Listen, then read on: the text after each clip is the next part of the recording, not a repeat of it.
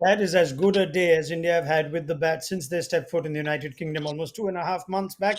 This Test match, we were going to know a lot about it on the third day, and we do know now that India is still very much in it. Key number being 171, 227 runs scored, 3 wickets have fallen, fine 100 from Rohit Sharma, half century from Cheteshwar Pujara. But just as it was supposed to be India's day throughout, England made sure they somewhat stay in it. Both set batsmen dismissed with the second new ball, and then Virat Kohli, along with India's latest new entry as number 5 batter, Ravindra Jadeja, ensuring that India end the day at 270 for 3. Ian Bell and VVS Laxman, after what's been an exciting and exhilarating day of Test match cricket on ESPN Cricket for Match. Let's go to Belly first up. He called it yesterday at Stumps when I almost pressured him into giving me an answer that India will have a good day with the bat. They'll be pretty much in control at Stumps. Would you still say that after those two set batters were dismissed, Belly?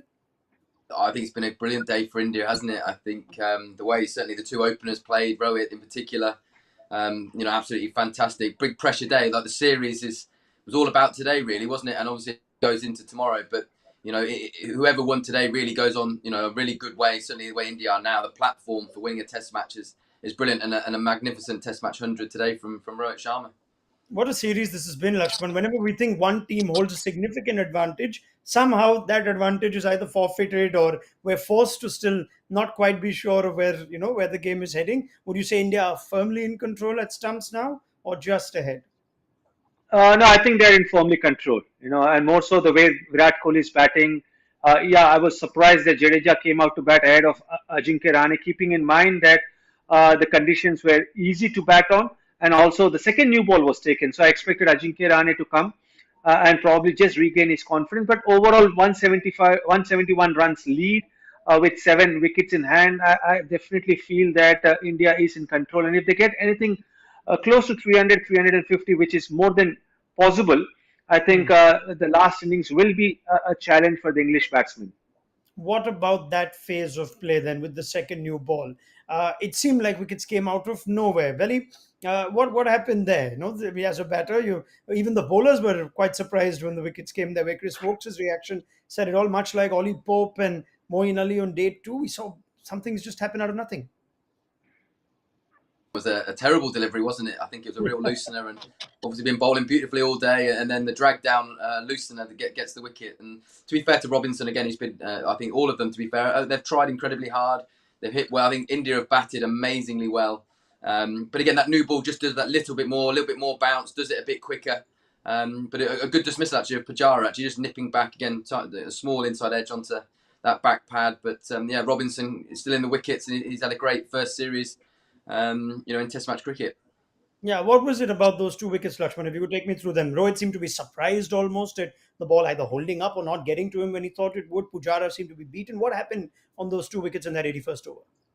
I think from Rohit's point of view, the ball came much slower than he anticipated because it was definitely a short pitch delivery, and we know that, as said, Rohit Sharma would always back himself playing that pull shot, But the ball just stopped and came to him, and the reaction from Rohit Sharma after he got out summed it up, because he was really disappointed that he was not able to convert this 100 into big one, and I think it just lack of patience got Rohit Sharma's wicket. And then with Pujara, I think once the English bowlers realized that they got the set Rohit Sharma out, suddenly with the second new ball, they want to create an impact.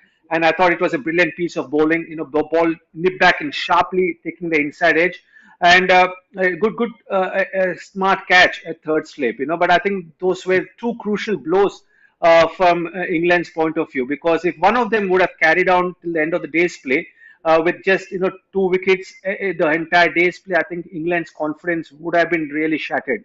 And two set batsmen getting almost in a matter of 2 overs, I think just brought back that confidence into that England camp.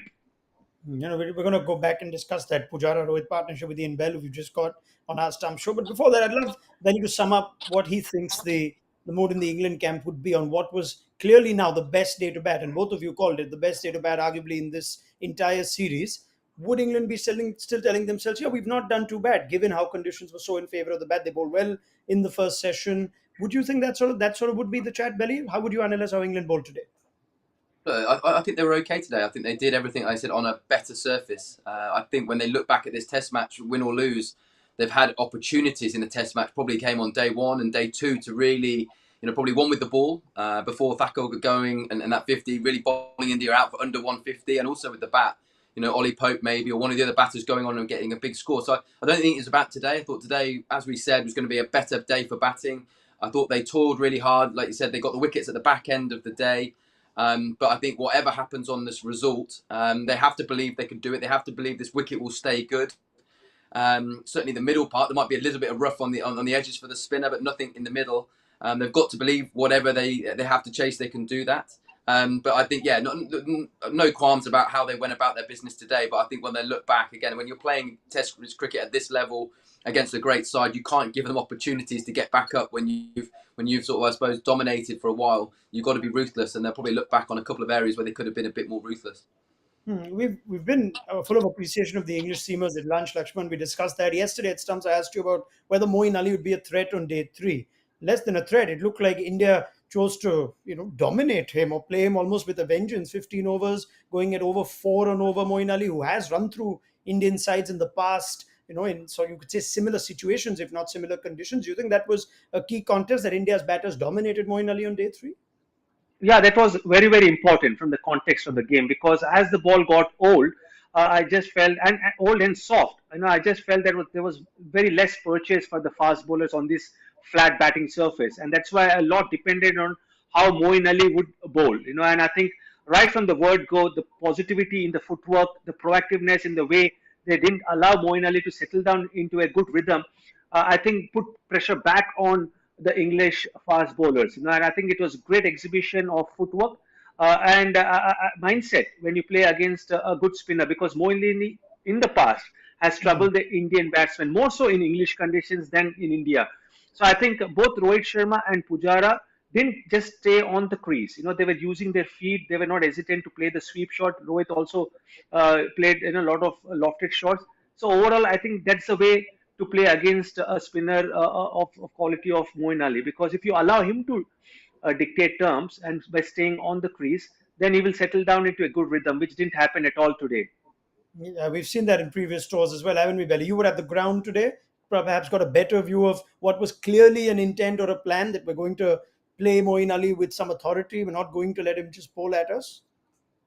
100%. I think tactically it was brilliant. I think I think when you're in these conditions and the pitch was good, if you can get after the spinner, it makes the seamers come back on bowl more now. And all of a sudden, Anderson, Wokes, Robinson, they're all into their 20th over already. It's in this innings as well, so they're stacking up overs that probably Moeen Ali or England would have liked Moeen Ali at least to bowl a few more, keep it nice and tight, so they can rotate the seamers. So I thought tactically that was a really great way that India went about it. They've got everything spot on today. England fought back with those wickets, but the batting today was high quality. Yeah, I'd like for you to elaborate a bit on that. Since you saw that first session at the ground, sometimes we'd not appreciate it as much on television, especially when we've already gone into the day knowing that, it's going to be a great day to batting. We're hearing it from former cricketers like yourself, but you were at the ground this morning, Belly. You saw that partnership between Rohit and Pujara evolve through the day. Just if you could tell me what you appreciated about it. Yeah, well, everyone. I thought. I think actually when we got there, actually the conditions were actually good for bowling. The overhead conditions were there, and everything felt like a good ball. There was some positivity at the ground. It felt for bowling conditions, but it didn't seem to do as much in the air as what it has done on day 1 and 2. But again, like I said, everyone that I've spoke to today at the ground, I thought that they saw some high quality Test match batting today, and I think everyone, like I said, going away from the ground tonight, that's what we've seen. From an English point of view, we were desperate for early wickets. They could feel that again. As early wickets was what they're going to help England, and the way India again played that first session. The quality of defence and attack was absolutely brilliant. So yeah, high class batting was witnessed today at the Oval. Yeah, and also I think we have to give credit to KL Rahul. Yes. We're talking about Rohit because of the 100. He got Pujara because of the 50 he got. But I thought KL Rahul was brilliant today in that first session, because he was looking more assured than Rohit Sharma in that first session because of the overcast conditions. The ball was doing a lot more than probably it did in the second half of the day's play. So I think a lot of credit should be given to the way KL Rahul played with a lot of discipline. All right. Now, that partnership, Lakshman, from all the no one better to speak on match defining or series defining partnerships than yourself. But would that be possibly, the most important partnership or period of play in this series? It keeps India alive after what happened at Headingley. What's the importance of that Rohit and Pujara partnership for you? Very, very important, and I'll also add Rohit and KL Rao's opening Sure. partnership. I think it's as important as probably the partnership between Shardul Thakur and Washington Sundar in the Brisbane Test win. So I think, especially after losing in that fashion in Edingley, to come back and after being bowled out for a below par score in the first innings, I think all the three top order batsmen applied themselves, played with a lot of determination, and more importantly were very positive in their intent, and that is something which was so important, because sometimes when you're not performing as a group, sometimes when you're not performing to your potential as an individual, it's very easy to go into a shell against quality bowlers, which this England side has at their disposal. But I thought they were positive in their intent. At the same time, they were very, very committed whenever the ball was in the channel of or the corridor of uncertainty. They were very, very clear when to leave the balls and when to play the shots. So overall, I think the kind of aggression, a good mix of caution and aggression, is what we saw from the top order batsmen today. All right. Before we move on to looking ahead to day four, fascinating day that it is set up, we were discussing whether it would be Ajinkya Rahane back at five. Now it looks like that is Jadeja's place. So I'd love for both of you to come in on that. Lakshman, you're nodding, you're saying no, and I get it, but it seems like the batter who's looking better is getting more confidence from the dressing room. What's wrong with that? No, that's absolutely fine. That's absolutely Hmm. fine. And I'm not to say that Jadeja didn't play well. I thought he played well in the first innings. He's played well even so far in this innings. He has done well as a batsman over the last 1.5 years. There's no issue with that. But when you have a genuine batsman, and when the situation is ideal for a genuine batsman to come out, take his time, and then build an innings and just regain that confidence, you don't want to pass on a message in a very subtle manner that we still trust Jadeja and we still feel that he's better than you in these conditions.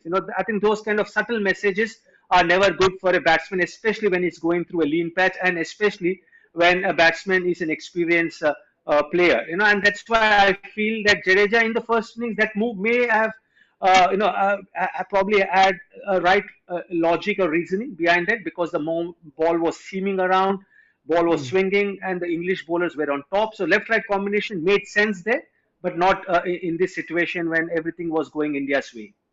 Okay, let me ask Ian Bell that. Now, both of you have enjoyed batting. I wouldn't say enjoy, but you all were made by your captains to bat up and down the order a lot. If I remember correctly, I read once, Belly, that you batted almost 10 and 11 in ODI cricket as well. You batted up to 8, I think, in Pretty Test much cricket. everywhere. Yeah, I think so. Yeah, pretty much everywhere. So you're looking at Ajinkya Rahane now, who's, well, let's just, maybe it's a strong word, but relegated to number 6 as a pure batter. How do you think that'll go?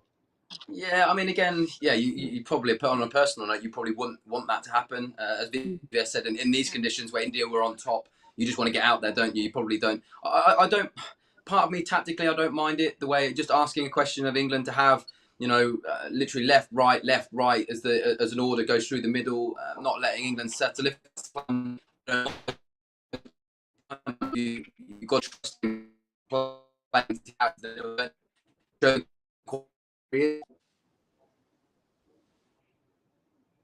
right, I think we're just struggling to hear Ian Bell properly. So just allow us a moment or two.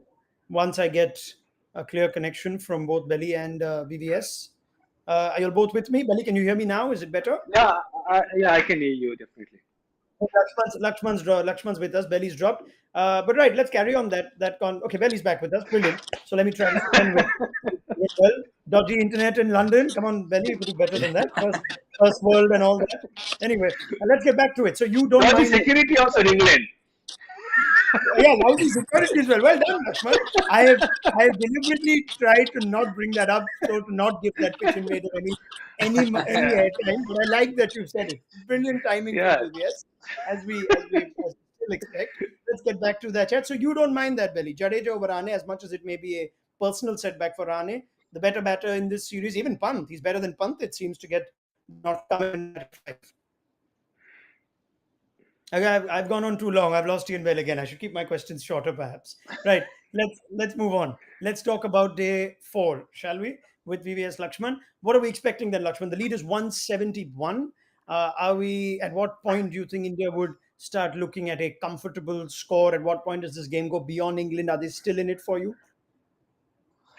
Well, I think at least till tea time, India should not really think about declaring. Because I just feel, and it was very evident the way the English fast bowlers struggled today. Especially as the ball got softer, and India is missing the services of Mohammad Shami, who was exceptional in the first three Test matches, and you saw them tired. Bumrah had a calf strain.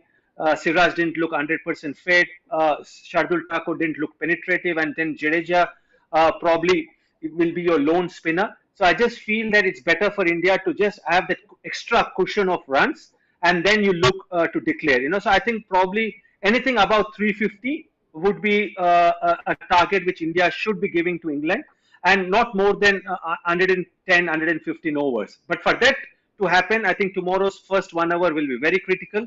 Hmm. And both Virat Kohli and Jadeja should continue this partnership. And I just hope that Ajinkya Rahane and Rishabh Pant will just regain some kind of rhythm, some kind of confidence. And if they can also contribute, I think India will definitely give a lead of 350 plus to England, which is going to be challenging for them.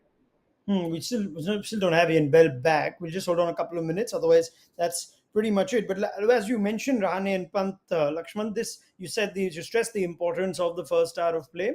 You would think though that therefore England are still in this. They'd be telling themselves we've got two out of touch, out of batters to come after this. Then it's the tail. Even though Shardul Thakur got runs, so this game is still within England. If they can dismiss India for below 250, do you see that sort of chase possible with the kind of time and the conditions that we have on offer?